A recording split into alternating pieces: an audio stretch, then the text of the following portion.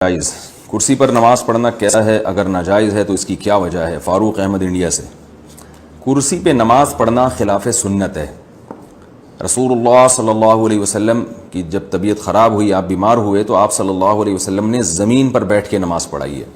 इस पर पूरी उम्मत का इजमा है कि अगर आपकी तबीयत ख़राब हो, आप ज़मीन पर बैठ के नमाज़ पढ़ें, और अगर आपसे घुटने मोड़े नहीं जा रहे तो आप पाँव को क़िबला रुख कर लें। यानी ऐसी सूरत में पाँव को क़िबला रुख करने में कोई हरज नहीं। हमने बड़े बड़े उलमा को देखा है, बड़े बड़े बुजुर्गान दीन को देखा है कि जब उनकी तबीयत ख़राब होती थी वो ज़मीन पे बैठ के पाँव बिल्कुल क़िबले की तरफ फैला लिया करते थे, क्योंकि उनके लिए पाँव को फोल्ड करना, टांगों को फोल्ड करना मुश्किल था। तो आप पाँव सीधे करके नमाज़ पढ़ें, और अगर आपको टेक लगाने की ज़रूरत है तो फिर ऐसी कुर्सी जिसके पाए ना हो, ताकि वो ज़मीन पे यानी हो और पीछे उस पर टेक लगाएं। ये जो कुर्सियों पे नमाज पढ़ी जा रही है, ये इसलिए सुन्नत से दूर है कि चंद वजूहात हैं जो मैं नंबर वार आपके सामने बयान करता हूँ। पहली वजह तो ये है कि नबी सल्लल्लाहु अलैहि वसल्लम ने ज़मीन पे बैठ के नमाज पढ़ी है। अगर आप ऐसा करेंगे कुर्सी पे बैठ के, तो ये उसके खिलाफ हो जाएगा। दूसरा नुकसान इसमें यह है कि आप जब ज़मीन पे सर रख के सजदा नहीं कर सकते, तो बैठ के अगर आप सजदा करेंगे तो वो कम अज़ कम ज़मीन के करीब पहुँच जाएंगे। इसमें तवाज़ो ज़्यादा है। अगर कुर्सी पे बैठ के आप सजदा करेंगे तो ज़मीन से दूर होंगे, करीब नहीं होंगे।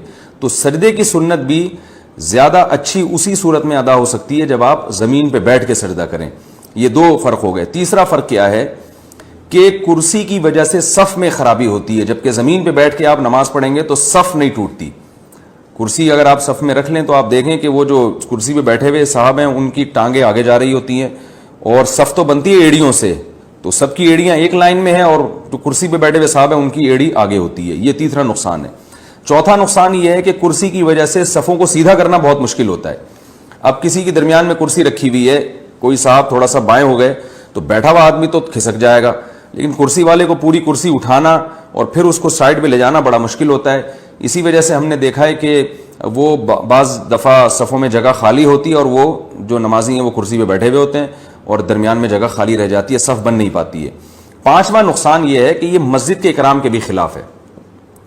बल्कि इससे पहले मैं बताऊंगा, इसमें गैर मुस्लिमों की मुशाबहत भी है। जो गैर मुस्लिमों की जो इबादत गाहें हैं उनमें मेज़ और कुर्सियां हुआ करती हैं। आप चर्च जाएं, उसमें डेस्क रखे हुए होते हैं, वहां बैठ के लोग इबादत कर रहे होते हैं। 1000 साल से ज़्यादा हो गया, 1400 साल हो गए, मुसलमानों की मस्जिदें हमेशा सादा होती है, उसमें फर्नीचर नहीं होता। तो अब मस्जिदों में भी फर्नीचर आना शुरू हो गया है, तो इसमें गैर मुस्लिमों की मुशाबहत भी है। और छठा फ़र्क ये है, छठा नुकसान कुर्सियों में ये है कि कुर्सियों पर बैठ के जो इसमें मस्जिद की बेइकरामी है। मस्जिद की बेइकरामी इसलिए है कि आपको पता है हमारे यहाँ कुछ तमीज़ थोड़ा सा मार्केट से कुछ शार्टी है।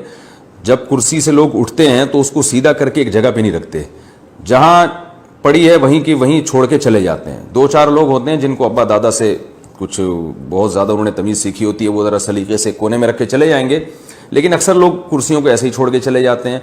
और घुटनों की बीमारी बहुत तेज़ी से फैल रही है। हम तो बचपन में देखते थे एक भी कुर्सी नज़र नहीं आती थी मस्जिद में, फिर आहिस्ता आहिस्ता 1 आई, 2 आई, अब आधी सफ़ें कुर्सियों पे होती हैं। तो कुछ दिनों में यही होगा कि ये सारी कुर्सियां दाएं बाएं उल्टी सीधी रुकू सुजूद में पड़ी हुई होंगी, और मस्जिद की यकीनन बेकरामी है। मस्जिद में तो सलीका होना चाहिए।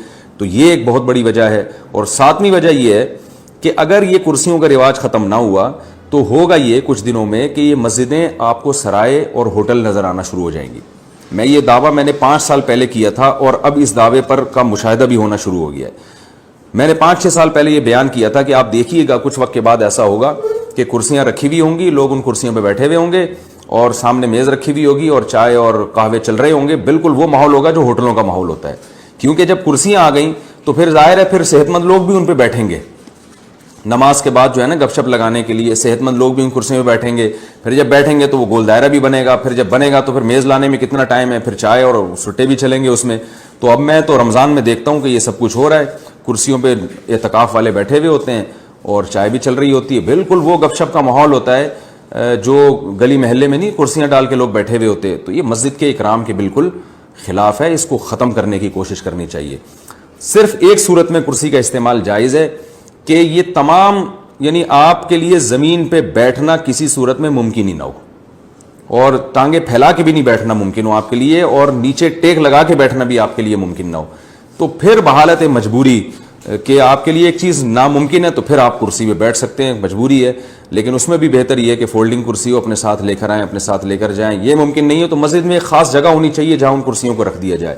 تو یہ اس پر ائمہ کرام کو، مساجد کے اماموں کو چاہیے کہ اس پہ جو ہے وہ نوٹس لیں، اور مسجدوں میں جو کرسیوں کا رجحان بہت تیزی سے بڑھ رہا ہے اس پہ جو ہے نا اس پہ کنٹرول کرنے کی کوشش کریں. آرام طلبی تو بڑھتی چلی جا رہی ہے. کچھ دن میں ایسا ہوگا کہ کرسیوں کے بجائے اب صوفے آئیں گے. آپ دیکھیے گا باقاعدہ صوفے آئیں گے کہ بھئی اب سخت جگہ پہ بیٹھا نہیں جا رہا.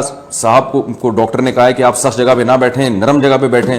تو پھر وہ باقاعدہ صوفے آئیں گے، اور پھر وہ جب صوفے آئیں گے تو پھر وہ فولڈنگ صوفے آئیں گے کچھ وقت کے بعد. پھر وہ ایسا صوفہ آئے گا کہ بوقت ضرورت وہ اس کو بیڈ بھی بنایا جا سکے، کیونکہ بعض دفعہ نمازی تھک جاتے ہیں، ان کی کمر میں درد ہوتا ہے تو ان کو لیٹنا بھی پڑتا ہے.